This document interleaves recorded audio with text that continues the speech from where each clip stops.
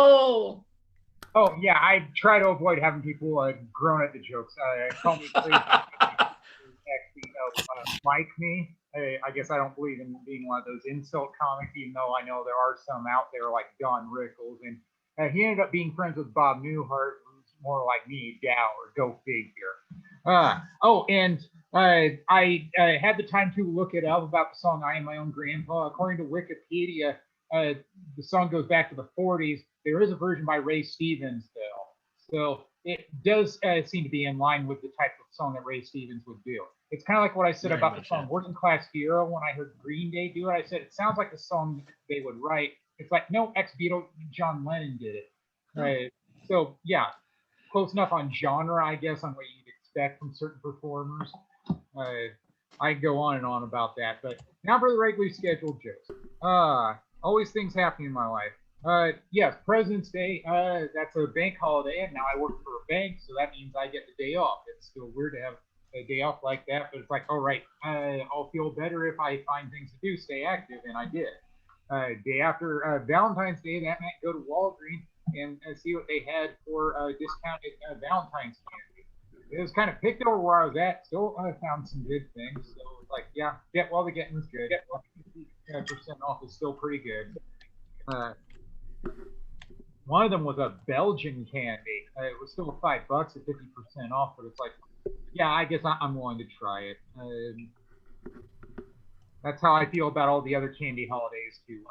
Easter, Halloween, Christmas. I mean, I do it once a year, and I can justify that. And I know that candy will keep for a while. It doesn't expire right away. And I still had somebody call me today. I turned on my phone. A lot of days, the phone is just off because people hardly ever call me except for scammers.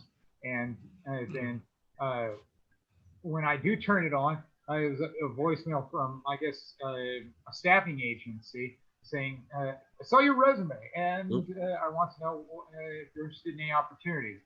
And I responded to them kind of casually, coy-like, and got their voicemail because it was late in the day.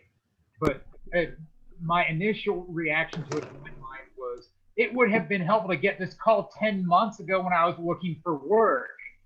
I went back to work with the bank 1st of June, and before that I was working from home for a month as a test scorer.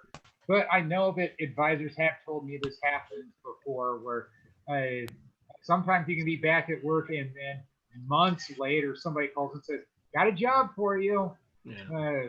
I mean, how are you supposed to react to that? I'm sure I'm not alone on feeling that way, on being a little disgusted about it. I remember that working for work during the pandemic, where all too often they'd say, yes, we need people, but we're at a standstill because of the pandemic. It's like, grrr. You need people, I mean, figure things out. But I remember what it was like early in the pandemic, where people were just plain scared of getting sick and everything got shut down. And that wasn't necessarily the best game plan, but that's what happened anyway. And still doing the 2-movie weekends. The Redbox rental was called The Quarry. I like thrillers, and I was seeing previews on other movies about this one.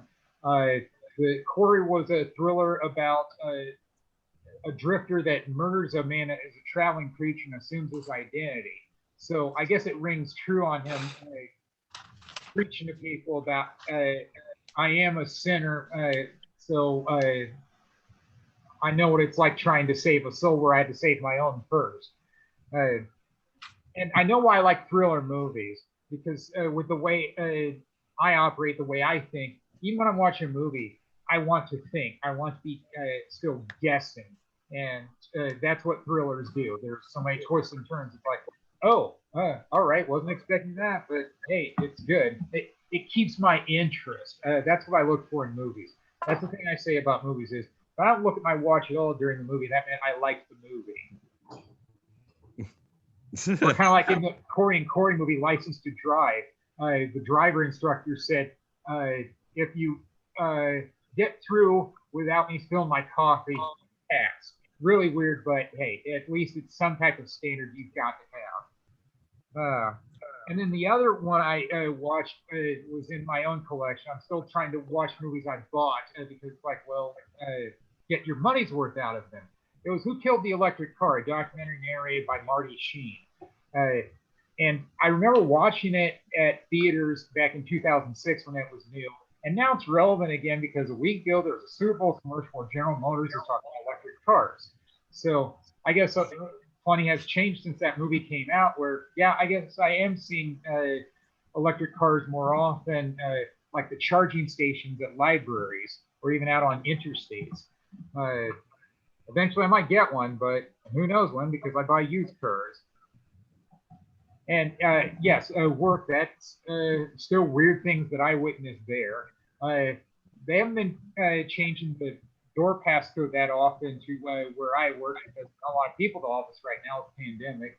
And they did that, and I tested the door, and I was actually able to get in without entering that code at all. So I called my boss and I said, I haven't told anybody else yet, but they need to come back. And then they did, and I tested it this time. It's like, all right, it's fine now. It was good that I didn't tell anybody else because, well, I want to keep my job. Confidentiality. People don't need to know some of these things that aren't working. And then the other weird thing that happened at work this week was, like many other deliveries, I work at a bank and they see the bank sign. They go to the branch first. And it was something that we needed for a while, an expansion tray on the check printer. And he said, oh, I can't make it through to where I need to be. It's like, where are you right now? Are you at the branch? All right, I know where that is. I'll find you. And it wasn't a big deal to me to just go meet him and then get an appliance cart out and take it through the branch. I even let the branch manager know, hey, I don't like having to do this. I don't feel like I have much of a choice because that's just how delivery people are. And I guess it's not a big deal to them. I still believe in full disclosure because I want to be on good terms with people that I technically work with. Although there are days when I don't see them at all. You just never know what it's like with what I'm doing and what they're doing. Sometimes I get their mail too. So I have multiple reasons to talk to people at the branch. I had my car worked on this weekend. I'm thankful that it's fixed now where I was going to air stations all the time because of leaks in my car's tires. And I just think of it as I watched 3 Family Ties reruns while they were working on my car Saturday morning. I guess there are worse things to do. And I didn't feel like going outside because of sub-zero weather. I guess that's how sometimes people tell time on what they're doing while they're waiting. Our life is waiting. Then the other notable thing was having dinner with my college mate as lady friend this weekend. I guess that did lead to some laughs on all involved because I had a little trouble finding his place. It was a townhouse in the suburbs, and I couldn't always see the street signs with the turns and everything. And then one of his voicemails said, Lyle, are you dead in a ditch? And he would call me from time to time. It's like, oh, this is where I'm at right now. My hardware store, or I'm on this street. And eventually I found it. And I just felt like an idiot that I couldn't find it. But I can't be too hard on myself. I was trying to find it for the first time. And just like with anything when you're a rookie, it's not easy to do. Next time I go there, it'll probably be easy for me to find the place. And he was almost apologizing for the food that he prepared. And it's like, no, it tastes fine. I'm not overly picky about food, but it tasted really good. And I liked how he once again helped me with personal growth, where I think I started playing cards first because of rooming with him. And he came from a big Northeast Iowa farm family, 9 brothers and 2 sisters, and some of them would be living in that same house when I was renting a room from them. And that's how I first started playing cards, and people thought it was weird. It's like, college kid doesn't know how to play cards? No, I just didn't. And I played a new card game that was called 5 Crowns, and eventually I figured out what it was called 5 Crowns. There's a 5th suit that they created, which was a yellow star.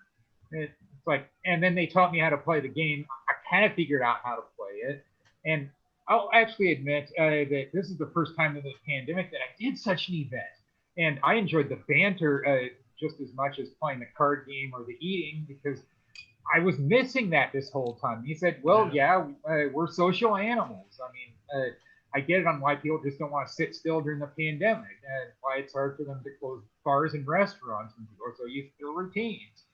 And hopefully, he'll invite me over again sometime soon. But I understand we're all busy in our lives. I mean, so I have to be thankful that it finally happened. And I'd like to think that I said thank you often enough. Sometimes I forget to do that without just saying in my body language. I mean, I even talked about a Navy pea coat that he gave me.